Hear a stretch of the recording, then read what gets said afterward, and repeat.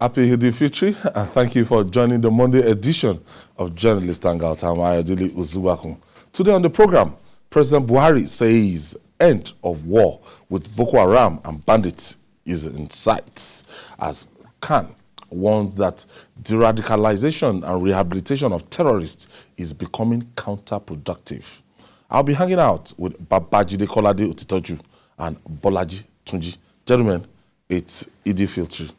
Jide, our friends that have been fasting in the last 30 days came to an end yesterday, and we thank God. It's time to say congratulations to our people. In the hope that we imbibe the spirit of the fasting season. Yeah. Bolaji? Yeah, it's a welcome development.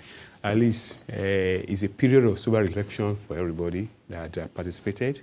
And we thank God for the lives of those who participated. And we feel that, and we pray that that spirit that led them into the Ramadan session will continue. All right. Eid-el-fitr celebration, it's Eid-el-fitr celebration, and in the midst of the pomp and ceremony lies opportunity of retrospection and introspection as Muslims celebrate the festival to mark the end of the 30-day Ramadan fast. Clerics and political leaders are urging citizens to continue to adhere to the lessons learned and imbibe the spirits exhibited in the holy month for daily living. Let's share the story of Eid-el-fitr celebration in Lagos with you.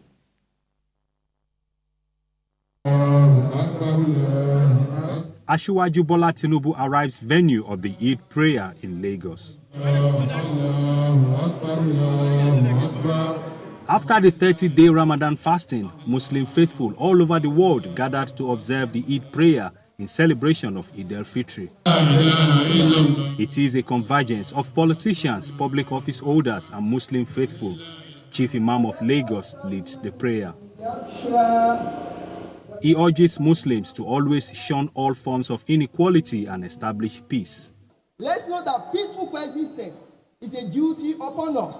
We must therefore shun all forms of inequalities, establish peace, justice, righteousness, security in the land if we truly want to attain greater heights. As it is the Eid celebration before the 2023 general election, Asiwaju Bola Tinubu used the platform to call on Nigerians to continue to pray against the spate of insurgency and banditry. We should respect one another, love each other, unite the country, stop all acts of banditry and instability. That is how we can bring peace, love, and progress to the country. The APC presidential aspirant also appealed for unity, peace, and for all Muslims to abide by the tenet of Islam as preached during the period of Ramadan.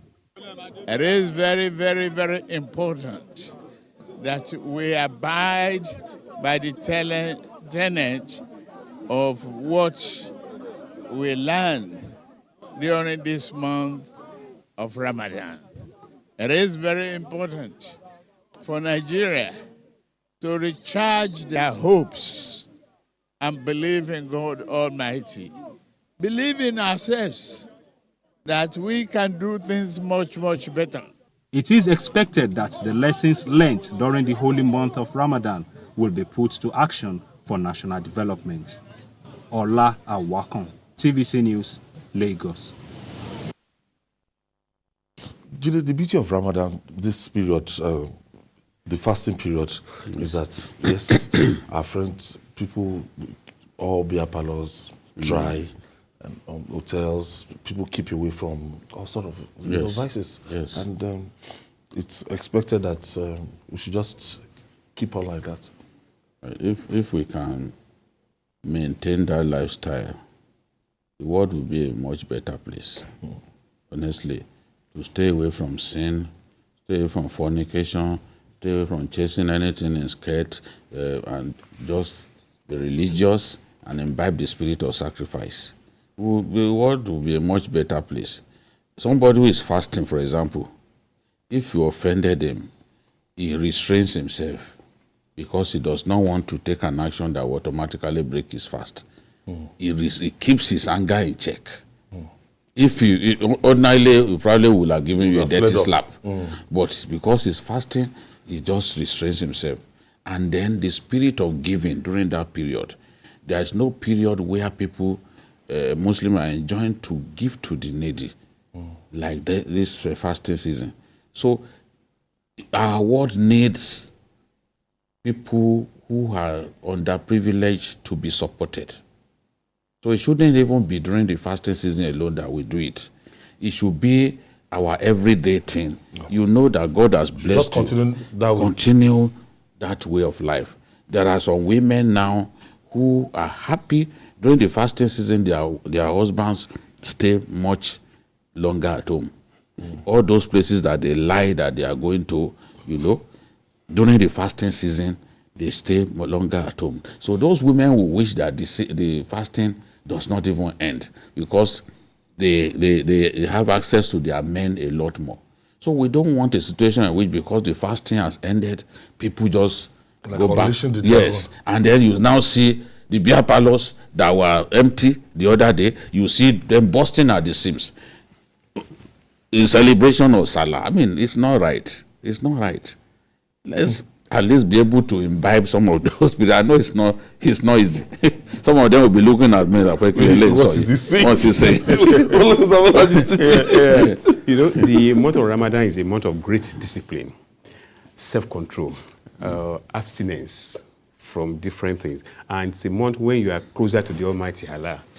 And like Jide said, it's a month that people that have participated in these holy months should try to continue to exercise.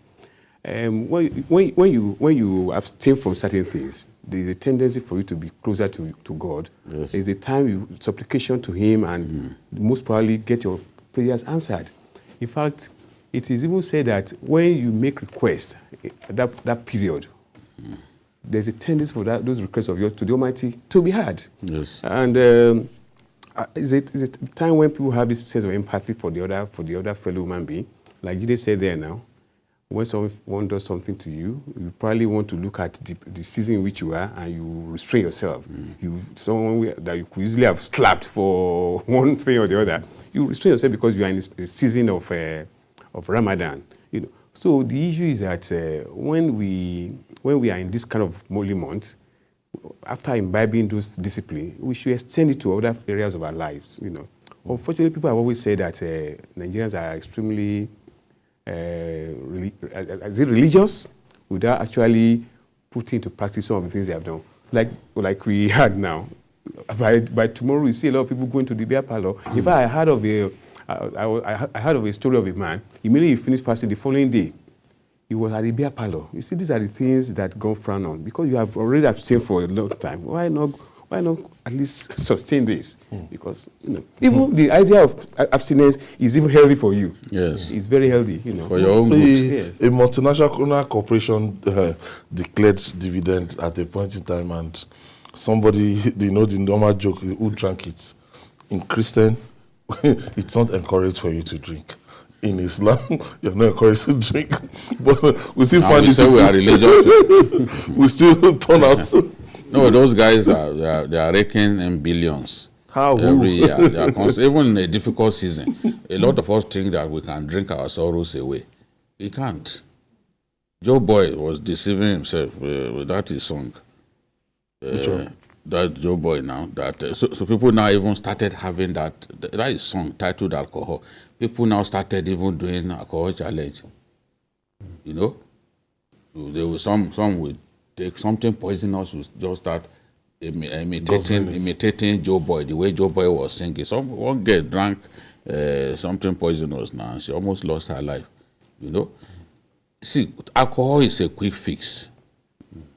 So even if Joe Boy is saying that, I'm relying on my alcohol, you go back to your alcohol, it will not solve the problem. The problem will still remain. So if Nigerians think that, they are in distress, therefore let them be drinking to stupor, it doesn't take the problem away. By the time your hangover is gone, you will still discover that that problem is still there. So the thing I like the most about the Ramadan season is that tafsir, because that is the time when the clerics dissect the holy book and make the holy book much more understandable to people. And you see rich, big people, they even sponsor these tafsirs on TV. They spend their money, like someone like IBB, for example. IBB has been doing this for as long as I've known him. You know, sponsoring tafsir so that people can learn more. And then at night you see them, it's like their own vigil. If you are passing through this Alausa, the CBD, you see some gatherings of Muslims. They are teaching them, they are dissecting the holy book, so that we come out of the Ramadan season a lot more knowledgeable about what Islam is about, what Islam preaches. So for me, that's one of the brilliant takeaways of the season.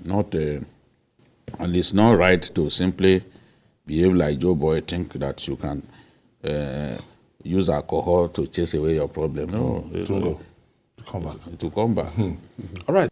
It calls for great concern when those we entrusted with our safety are the ones shattering it. The Railway Command of the Nigerian Police has arrested 14 suspects, including an army sergeant, for alleged vandalization of railway tracks in different parts of the country. Items recovered from arrested 7 sergeants with the Nigerian Army Central Ammunition Department, Kaduna, Sirajo Suleiman, and other suspects are 3 trucks loaded with railway sleepers, steel, and clips. We are simply not patriotic. Let's just watch this report. Okay. Bolaji, I don't know. If a serving sergeant. It's a rather very unfortunate situation. But it tells us something, and that is the railway police seems to want to be on top of their game now, because for a long time we have heard about all these instances of rail being pulled off by people, being caught and all those things. And you keep asking ourselves whether the railway police are actually performing the role they are supposed to perform. When you look at this incident, those people that were arrested, this army sergeant and the other 13 other people, they were not arrested. They were arrested at different parts of the country, making the totality of 14. For example, that sergeant was arrested with about 6 other people. That was in Kaduna area, Kafanchan or thereabout. Then in Ofa also, they arrest some other people there too. In Oyo State too. So which means the police, the military, the railway police wants to do what they are supposed to be doing. But I think we should even take it a step further. I think there are technology that are in place to ensure that, to monitor what's happening at the rail tracks. And these are the things we should actually deploy, because with the stretch of rail tracks that we have, how can you police the entire stretch? It's very, very difficult. Unfortunately, the people, like we rightly noted, people that are supposed to be the one protect these things are even the people that are the culprits. Rather very unfortunate. Jude, it's very easy for us to criticize government every time at any turn, but you also have followership at that, some people behave like animals. When you see government infrastructure, when you see bridges, when you see street lights, people will go there in the middle of the night. There's one video that is trending now, even road setback. You see people putting it. They keep stealing it. The one on CMD road there. If you see they've replaced it a number of times. Yes, still people go there. These boys who were around looking for scraps, yes, and metals that they melt. They are the ones now who go to steal those steel that steel works meant to cover drains. They removed those steel works. There was a night here where those of us trying to access the expressway. We were on a long queue because by stealing those steel drainage cover. Yes, placed on top of the drainage. By stealing them, they made the road narrower. Because the alternative is to end up inside the ditch. So we had to take turns to access the road. And after some time, those things were replaced. But the problem is, how much longer can the government be doing that? Some bridges in our country, people have gone to steal the road, the shoulders. They steal the steel works that were done there so that they can melt them. That was why when I went to cover the second Niger bridge, I was happy because the shoulders, everything was made of a concrete. So go and steal the concrete. Let me see if you can. Solid concrete, prefabricated. Go and steal it now. This thing is like a nationwide nonsense that is going on. Honestly. Because in May last year, there were 5 different attacks by these people on different rail infrastructure. Itakpe, Wari Itakpe, vandalized. They went to even Kaduna, Zaria. You know, they were just damaging capable of derailing any train. Yes, beyond even putting the lives of travelers at risk. Government can't spend billions of naira to make life to come up with rail infrastructure, and then people will be damaging and stealing. So we have to also invest in securing the rail tracks. There are technologies that can enable us to secure these rail tracks without being physically present.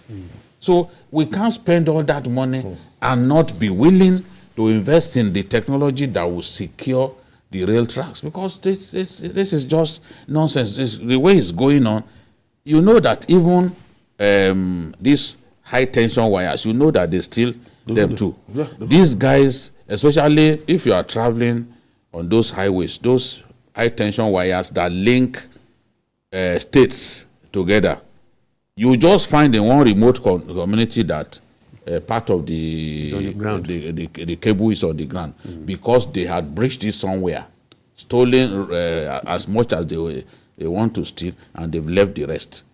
So perhaps we need to come up with amend our laws, because this is economic sabotage. This is not good. You know, during the military regime, they came up with some laws specifically to punish certain crimes. Outside of the constitution, they came up with laws to punish certain crimes. So once something is becoming rampant, and it's a national problem like this one, then we have to find a way to put it to an end. We even hear now that even some very senior people, even in government, some are involved in this thing. Some arrests were made in Nasarawa. In Nasarawa state, civil defense people and some top people, government official, they were found to be involved in this crime of vandalizing rail tracks. So it's not a small problem at all. The earlier we descend on the people, you read that truck loaded, that the truck was loaded with what they are stealing. That's to tell you the extent to which they went and the hours it must have taken them to do this. And you see, when a sergeant, and his name was given, that Sirajo Suleiman. Quite unfortunate. Like it is pure economic sabotage, and there should be adequate punishment for such crime, because it's a crime. You see, when the idea of rail, we all know what it can do for us. You know, it's very easy and cheaper to move goods. I was reading this afternoon that you can move about 20,000 tons of goods with about just a liter of fuel and 2 crew members. You know, that's real. You know, when you are using the rail, and when you compare this with trucks, all these trailers that we have on the road, they will only do about 80 tons of goods. You know, so it is easier for us because to use the rail to move some of the goods, because it saves a lot of petroleum products. Yes, it was petroleum products. Instead of damaging our roads. Yes, instead of damaging the roads. You know, and it's cheaper, like I said. Only 2 crew members, just less than a few liters of fuel, move all those things. But people, I don't know whether when we were younger, even petroleum products were being moved. Yes, cattle, everything, all these people grazing cow all over from one corner of the country to the other. You put this in there, it comes by rail and come down to the south from, you don't need to stress yourself, trouble yourself. Unfortunately, you ask yourself, these people that are doing this thing, are they really Nigerians? Because I can't fathom it. They don't love their country. Yes. Honestly, I can't fathom it when you just know that some money has been spent on this thing, you now go there, you vandalize it for what? What are you trying to do? I was watching one small video, one of these people that are selling iron with sack on their back like that. He just went to the front of the house. They are the ones doing these things. Okay. Yes, he went to the front of the house. He just saw this light bulb. Yes, he just pulled the thing up and put inside the bag. He went to the other one and put inside the bag. You know, asked, what kind of woman being at this? That's security lights that people. Yes. By the pillars of the gate. Lights. They've been vandalized. Yes. There's all those steel slabs that they put on, that they use, used to cover drainage. Yes. In some places, culverts, they remove them. It's rather unfortunate. And I remember there was this senator from Oyo State, after Buhari. I think he's the chairman of the Senate Committee on Transportation or something like that. He was saying that, look, these people that are doing this should be shot. Honestly. That it's economic sabotage. Yes, and I agree with him. You can't be doing this. When a problem becomes seemingly intractable, you come up with laws that are more punitive. Because you have to find a way to discourage people from doing this. Yes. People, we sabotage our country too much. Yet, we will come out and say, oh, the president is not working. These people, they are not. Now, what they are doing for the people, for Nigerians to enjoy alternative to road transport, you are damaging it. How many times will they go back to fix this thing? When the other places need to do. Other places that need attention are there. If you remember, during the time of Akinwumi Ambode, the whole of Ojota, they had these barricades. Yes. All over, so that people will stop crossing the highway. It was destroyed. They destroyed them. People. Now, there was a campaign that we led here when some irresponsible drivers were doing U-turn just before just before the road safety. Yes. In front of that vandalized that. You think directly in front of that eatery. Yeah. Yes. They created a U-turn that was not there. Yes. Now you, the responsible driver, you are going home. You are tired, you are stressed, and somebody who just doesn't want to get up to road safety before doing U-turn will now use will now use that place, waste your time. Yes. Cause a long queue. Traffic. Yes. Yeah. We led the campaign. Government then decided to go and block all those places. Now, if you go back, go and check it now. And I'm sure it's these Okada riders. I noticed. Okada riders don't want to go all the way. Oh, yes. Now, right in front of grammar school. They have started destroying those medians again. They've started destroying the median to create room. Now, when the Okada rider creates a little room for himself, suddenly it gets wider. The tricycle will want to pass. The tricycle too want to use the place. Yeah. Later on, cars will think they can do U-turn there.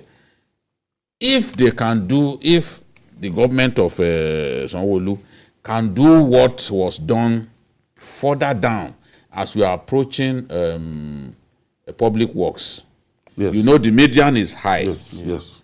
The median is high. Yes. If they can make the median that high, you need to see. I've seen some medians in Kano.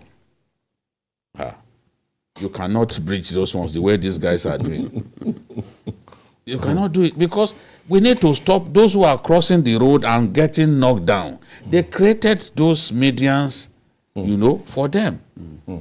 So now you're vandalizing everything, destroying. If you are going along Ikorodu Road, you will not even think that those barricades were there before. Because some places, you could remove them completely. So that the buses can do U-turn where they are not supposed to do U-turn. We need to, as a people, we need to change our ways. Because a lot of us are just incorrigible. We are not good Nigerians. But we'll be the ones, the quickest to abuse government, to say, what are they doing? People, they are doing so much, yet you are using your own hand to destroy their work. yet you'll be the first to abuse them. It is important to actually do something drastic. You see, I recall that during the first time of the President Buhari, when we had this issue of drug trafficking in Nigeria, some people were, there was this law. Yes. And prescribing death. Yeah. That's what I'm saying. That the military. At the end of the day, 3 people were killed. Bartholomew, about 3 guys. Other people said, yeah, God bless you. And then Nigerians knew that, look, this government was serious about curbing this thing, and people were very careful. It reduced the thing drastically because Yes. All right. part of the outcry. People, Okay. You know? I have Babajide Kolade Otitoju in the studio and Bolaji Tunji. Now, 1 week, one trouble is how best to describe various socio-political situations in our dear country, Nigeria, as the furor over the Christian's school sex scandal is dying down. The internet is buzzing with another controversy bordering on bestiality.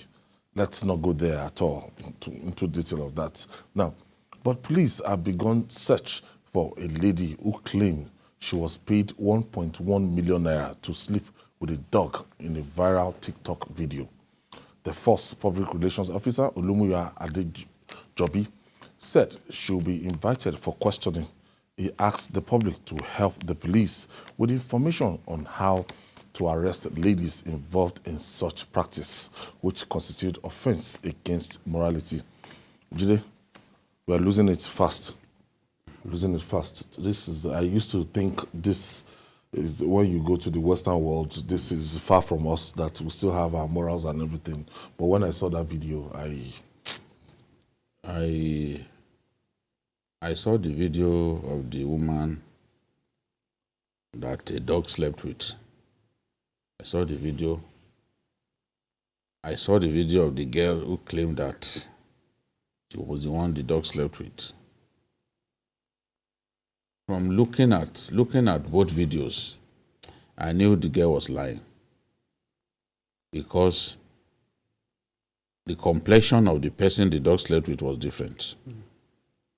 So I was not surprised. But this girl, clearly, I don't understand. You see, everything about us is always to the extreme. How can you say you want to catch cruise, you want to go viral, and then own up to a crime that you didn't commit? You know, this is not the first time. In the last few months alone, we've seen a stupid woman come up to say, Portable, put her in the family way, and Portable, the musician, decided to abandon his baby. So the woman was speaking Yoruba and was saying that you abandoned me after you slept with me, you made me pregnant, this and that.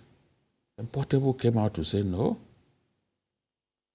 I may look like a mad person, but I didn't do this. You know? just to grab the headline. Yes, just to. Later on, she came out, she said she apologized to Portable. Look, sorry for what I did. I just wanted to trend. There was another case of another girl, clearly with a diseased mind, who claimed that she was a victim of kidnapping. He placed it on Twitter. The police went into overdrive, only for the idiots to come out and say no, that he just wanted to trend. Now this awkward-looking girl. You didn't mention Yul Edochie. Yul Edochie, who said... no, this was Yul Edochie. Shebi is his own family problem. Yes. But this has to do... I don't know. Just, how can someone claim that she was the one the dog slept with? Now, the thing has backfired. She's crying. She's now saying that that she's not the one, that she was just catching cruise. And I saw another a video that said, oh, after all, she made 1.2 million naira. 1.5. 1.5. How many of you can make that? It's the same video where she was boasting. Boasting, yes. Now she has retracted what she said and said that, look, I was only catching cruise. Because clearly now, this thing has backfired. People who get involved, get to talk to her parents, this and that. Is this one a human being? So, on the other hand, and the problem we're is told nobody that will believe this. People will not believe this. yes. No, of course. Some have not seen the video. What I want to tell you that, look, we have people, they've confirmed and established it that it's a growing trade. It's like a growing industry for women to sleep with dogs, especially on the island, the Lekki axis, that get paid. And I don't know what's... But for some of those things will not have been done in Nigeria. We have no evidence. There are videos shot outside Nigeria. People will present it like it's a Nigerian video. So many times. We see that happening. That's one of the problems with social media. It's going to take a while before you even verify that that video was actually not Nigerian video. Remember the video shot in Syria of terrorists shooting down an airplane, and Boko Haram tried to use that. They shot down a Nigerian Alpha jet, no doubt, but they do not have the video of themselves shooting it down. They only have video of themselves standing on top of the jet after it came down. But to convince Nigerians that they were super, this thing, they now did some editing and put something that happened in Syria. I've heard that, lucky guess. Those things may not actually be true. I'm not saying that it doesn't happen in Nigeria, but I know that a lot of these things are done outside this country, Dubai and other places, because to what end? People may want to oppress women and show that they have money. And say, okay, I'll pay you so amount, go and sleep with my dog. I know that it's not impossible. But as we have seen with this stupid girl now, she was not the one in the video. So trying to catch crews, trying to get people to know you, but it has backfired now. So she's the one saying, no, I'm not the one. And I'm telling you that by the time the police get hold of him, a lot of people won't believe her. But those who have seen the video, who can analyze, will know that this was not the person, because the complexions do not match. Yeah, very, very unfortunate. And when you see this kind of thing, you now ask yourself, this kind of girl, does she not think about where she's coming from? Does she have parents? Doesn't she believe that some people are like to see? Yeah. And you now came out to tell the world that you slept with the dog. She was crying in her instruction, saying her boyfriend had abandoned her, that she never did this thing. Even those who are doing this kind of thing, what is the worth they place on themselves as human beings? That you now go and sleep with animals with all the diseases, and there are so many diseases that anybody's having that kind of intimacy with an animal can have. Rabies. Even AIDS came from monkeys. It's one of the something. There's another disease they call zoonotic. That one is different bacteria that will come on you when you have this kind of interaction with an animal. So why would you even contemplate that? What kind of money? What do you need this money for?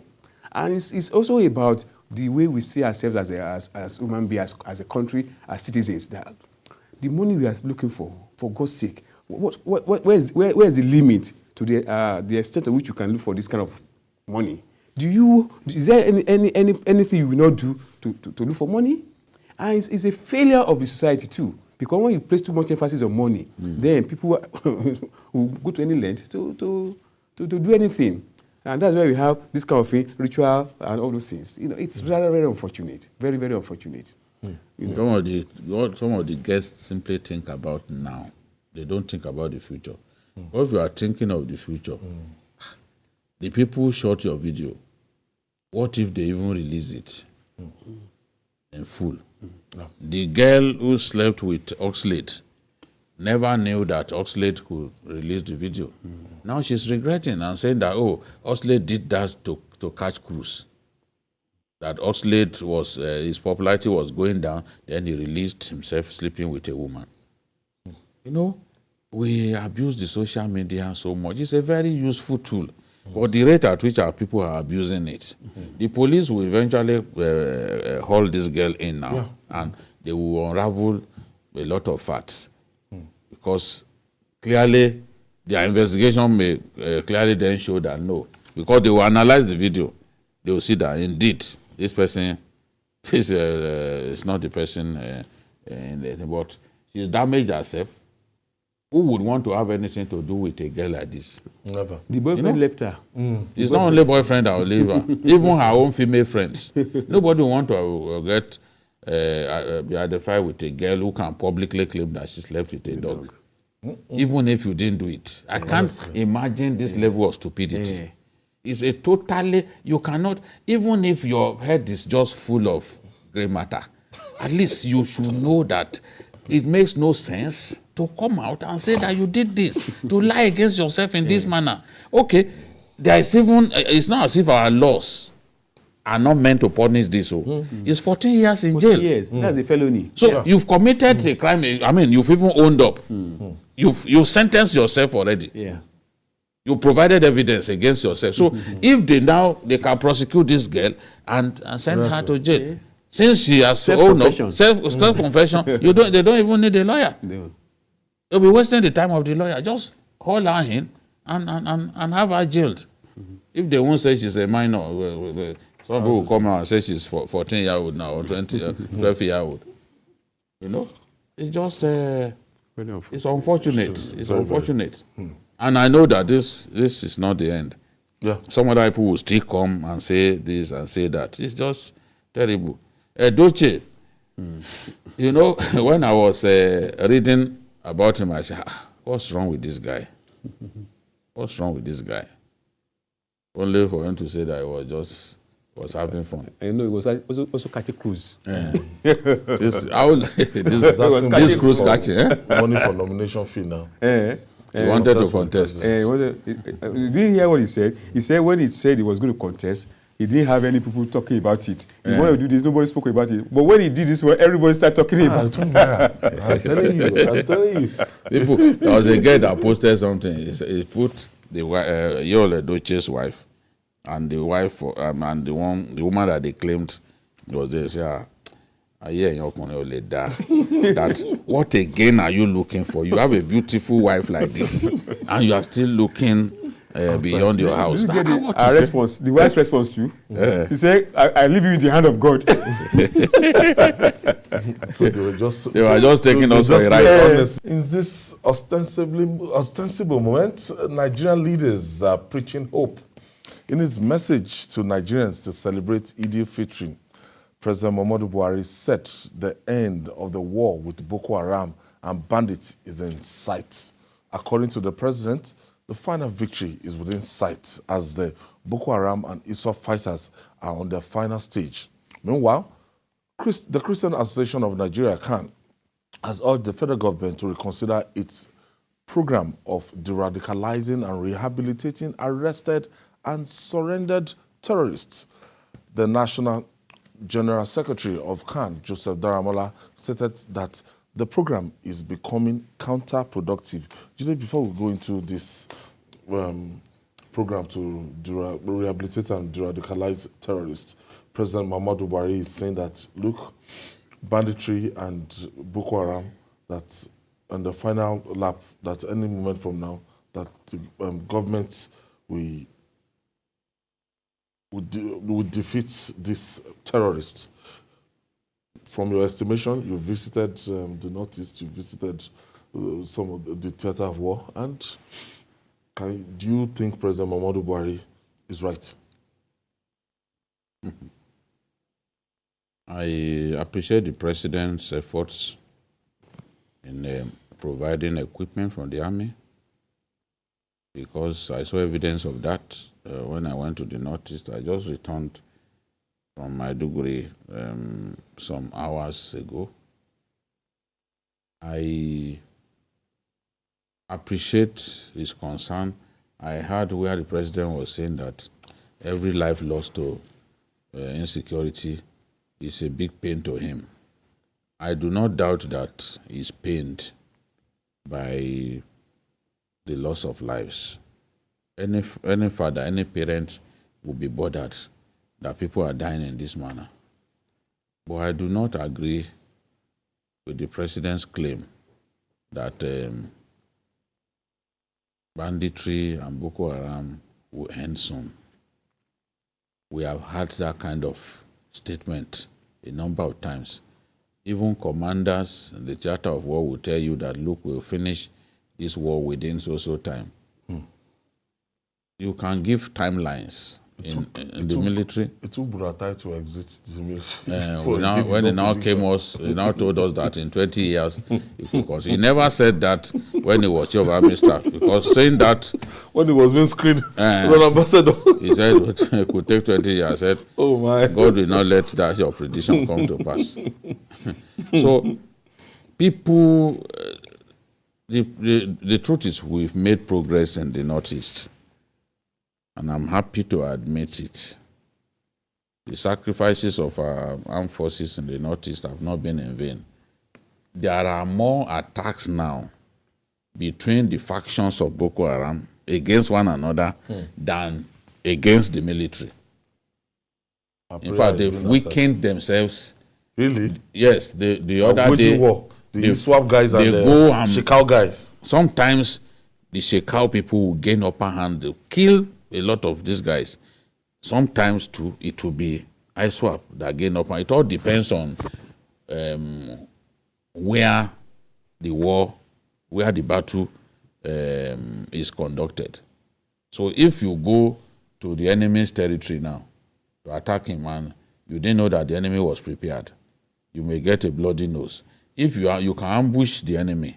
Usually ambushes are one of the most popular strategies of war.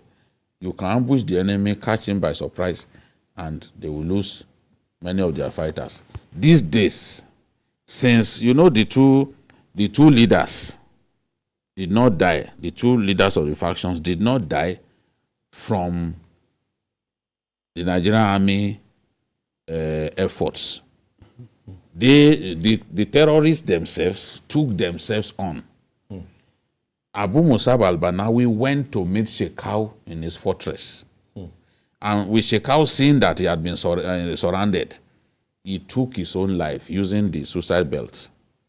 That was why Abu Musab al-Banawi, in an audio clip that he posted after the fight, said that Shekau will go to hell because he did what the Quran says no one should do. The Quran does not permit people taking their own lives. It's against the tenets of Islam. So he was attacking him in the audio clip. Now, Abu Musab al-Banawi was also in his own fortress. After he had been announced as the new leader, there was a time that he was removed as leader. Then after his efforts to unify the factions by going to take on Shekau, because that was his goal, that once we take Shekau out, we can unify the factions and then have access to the vast area called Sambisa Forest, because that was where Shekau operated from. They, on their part, were operating on the islands of the Lake Chad. So once he did that, they made him the Amir. That is, ISWAP made him the Amir. ISIS made him the Amir, the leader. But Shekau, remnants of Shekau's people, some of who fled to northern Cameroon when that fight was raging, now went to meet him in his own hideout and fought him. He was injured. That's Abu Musab, yes. He now succumbed to his injuries. It wasn't as if the army went there to attack him. So he died. He now died from his injuries. So since then, they've been taking on one another. And that has also helped us, because we can only be happy that they are killing one another. Now, the army has had far greater access to Sambisa than before. They've gone there, even places that they didn't get to before in Sambisa. Have they been able to access the Chad? Chad, yes, operations are on, but not the kind of access that they had to Sambisa. Even the jet that came down, that they shot, we saw it recently, after more than a year, that it actually came down inside Sambisa. Because the army went in, they took control of that vast area. Now they are killing one another. We are making progress. You are not hearing those reports that they are killing soldiers, they are attacking army like before. We are hearing positive news. The Tucanos are doing a good job. The army is really even going on the offensive now. That's what they are doing, which we've always pleaded that they should do. But in the Northwest, that is where you can see that we are not there at all. And if the president is saying soon, he needs to define the soon. Let us know what he means by soon. Can soon be long after he has left office or no? Because from the look of things, if banditry, we cannot end banditry quickly at the pace that we are going. The way banditry, the way they keep they're growing in number, these bandits, and the way they recruit people and everything, is something that we need more efforts. Yeah. Yes. Let me just quickly go back to what the information minister said one time. He said we are technically defeated Boko Haram.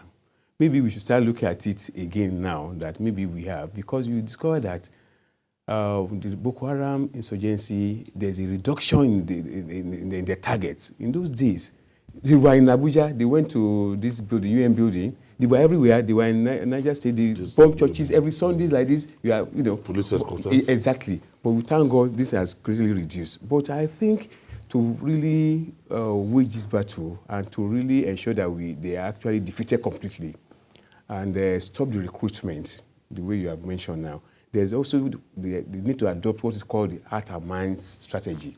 The heart and mind strategy is a kind of strategy where you ensure that as the military, that are going there, you ensure that the community that where you are going also buy into why you are going there. Because if they don't buy into the idea of what you are going to do there, because they are some not of those communities that are sympathetic towards the cause of Boko Haram, because of they give them money, they give them food. So you have to ensure that yes, you have to ensure that these communities buy into the reason why you are there. If the Boko Haram is doing this for them, you have to go the extra mile to also do something better than what Boko Haram is doing, so that they also support you. You should feel the presence of government. Exactly. Because if they are able to do this, that's the community I'm talking about. If they are able to do this, if the soldiers, the army, if they are able to do this, there will be a kind of empathy on the part of the community that they are fighting a battle for us. But if they don't see the soldiers, the army as the army of liberation, there's no way they will support them, because they know all the news and crannies of the community, and they can only do this. They can only support the army by taking them around if they buy into what the army is doing. But if they don't buy into what the army is doing, there's no way they will help the army to or really defeat the Boko Haram. So there's a need to adopt that strategy, heart and mind strategy. A lot of people will say that these guys, for a long time, they've not felt the presence and impact of government. That's why they are sympathetic towards the Boko Haram. That's why they are even shielding them. Some of these bandits and everybody, they live in the villages. I think also some of them, especially in areas where Boko Haram is strong, some of them are doing it out of fear. Look at what happened in Zabamari that time. The people were accused of leaking information of their movement to the military. That was why Shekau went to that local government, that Mafa, to slaughter more than 60 people at once. He claimed that they gave information to the army, and that may not have been true. But he just came and killed those farmers, those rice farmers. So I think out of fear sometimes, they just decide not to talk. We have a caller from Kebbi State, I think Oshoma.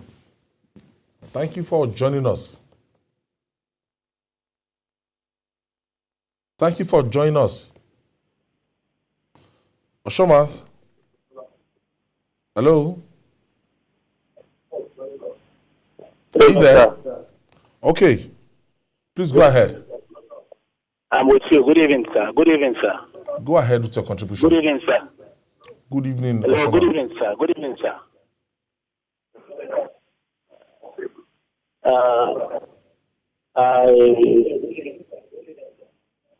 I really want to appreciate your wonderful work. I really want to appreciate your wonderful work, and I also want to appreciate Oga Babajide, scholar, for his. I've been watching this program for a very long time, and I'm a fourth-time caller. Thank you. Thank you for calling. Thank you, Oshoma. Thank you for your contribution. So, as you were saying, So in that Koshebe, where they slaughtered those farmers, he claimed that the Boko Haram guys claimed that they were the ones who told soldiers that their people were in that area. There was an attack by the army on them in that area. They killed some of them and recovered their motorbikes. They now came back and slaughtered those farmers, believing that it's those farmers that leak information to them. And at that point, you cannot explain. They just started taking them and cutting their necks one by one. No? So it's a terrible thing. On the issue of de-radicalization, I think a lot of people hate the fact that victims of banditry, victims of Boko Haram terror, they are in IDP camps. They have no food. They are hungry. Some of them have been living in IDP camps since 2014. They have nowhere to go. And then some people, in the name of being de-radicalized, you buy clothes for them, you give them free food, this and that, food that their victims do not have access to. That is what pains people. Now, look at innocent girls that they've put in the family way. People who are in school, from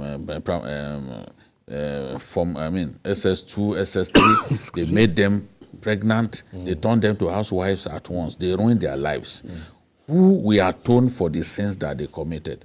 That's why we've had people say, okay, put them on trial for what they have done. They slept with minors, got minors pregnant, killed people. So it's going to be difficult no matter what. Look at those young children that we went to go and meet. Yes, orphans.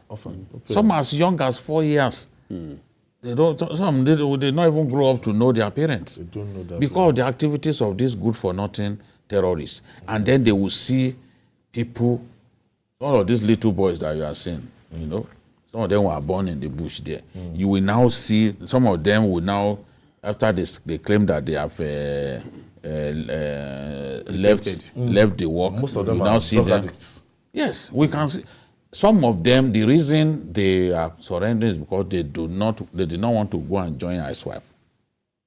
So because one, if you are a commander under Shekau, by the time you get to ISWAP, they will not make you a commander again. The opportunities that you had before will be taken away. So some of them, rather than face that kind of humiliation or even possible death, they prefer to just surrender to the armed forces. This is what we are saying. So the moment Shekau was dislodged, there was an upsurge in the number of people saying that they are surrendering. That's what we are seeing. Bolaji, I think we should look at the process of de-radicalizing these people and even reintegrating them. It's becoming something that government should pay attention to now. Yeah, it's very important to pay attention to it because this kinetic approach to the fight against Boko Haram, not as good as it is, I don't know whether it's going to solve the problem completely. I think the idea of, if there are some of them that are saying that, okay, they want to live where they are, they have turned a new leaf, well, the government can look into that and encourage that because the kinetic approach is not going to solve the entire Boko Haram problem. There's a need to also ensure that we have other approaches to solve the problem because we've been on this matter for how many years now? And we are still here, we are. Boko Haram is still there. It's now more wide. It's taken a lot of time in the country, the time of the military and so on. So it's very important that if there are other approaches that could be adopted, de-radicalizing them, I don't have any problem with that, but it has to be looked properly into. Because we it have is to painful. monitor them. Yes, it is painful that some people that committed so much crime. Try to caution. Yes, and you are not. But what do we do? We did that in the South when we have these people vandalizing pipelines, all those things, and their amnesty was granted to them, and we had a little bit of peace there. So if we can have something like this over there too, that people are coming back that say they don't want to engage this, then there's a problem. All right, we have to leave it there. Thank you, Bolaji Tunji. Thank you. Thank you. Thank you for your contribution today. And Babajide Kolade Isnaji. Thank you, and welcome back from the Northeast. Thank you. And that's our offering today. Join us tomorrow for another episode of the program. Join us on Sunday, 1:30 to 3:30 p.m. for Journalist Hangout on Sunday. We're on YouTube, youtube.com/TVC News. Nigeria. I'm Ayodele Uzubakun. See you tomorrow, and God bless Nigeria.